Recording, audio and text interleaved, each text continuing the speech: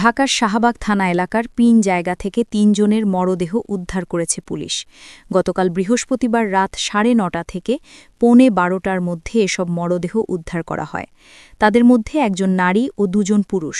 তবে এখনও মরদেহগুলোর পরিচয় শনাক্ত করা যায়নি বলে জানিয়েছে পুলিশ। বৃহস্পতিবার রাতে ঢাকা বিশ্ববিদ্যালয়ের কেন্দ্রীয় মসজিদ, কেন্দ্রীয় শহীদ মিনার ও জাতীয় ঈদগাহ মাঠ এলাকা থেকে তাদের মরদেহ উদ্ধার করা হয়। শুক্রবার শাহবাগ থানার উপপরিদর্শক মোহাম্মদ ইলিয়াস কবির বিষয়টি নিশ্চিত করে জানান, গতকাল রাত ৯:৩০টার দিকে ঢাকা বিশ্ববিদ্যালয়ের কেন্দ্রীয় মসজিদের আইল্যান্ডের উপর অচেতন অবস্থায় এক নারীকে পড়ে থাকতে দেখা যায়। খবর পেয়ে পুলিশ তাকে উদ্ধার করে ঢাকা মেডিকেল কলেজ হাসপাতালে নিয়ে গেলে চিকিৎসক মৃত ঘোষণা করেন। তার বয়স আনুমানিক ৫৫ বছর। এর কিছুক্ষণ পর রাত ১:১০টার দিকে জাতীয় ঈদগাহ মাঠের ফুটপাত থেকে অচেতন অবস্থায় আরও একজন পুরুষকে উদ্ধার করে পুলিশ। তার বয়স আনুমানিক ৪০ বছর।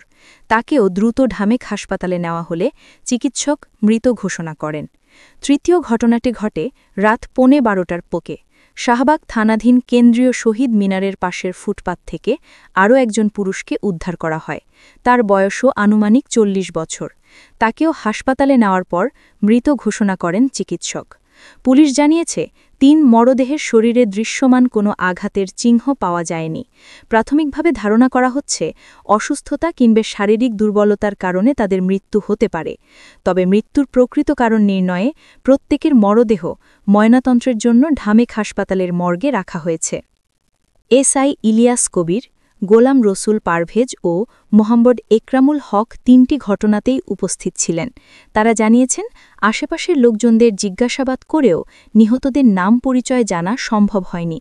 প্রযুক্তির সাহায্যে তাদের পরিচয় শনাক্তের চেষ্টা চলছে।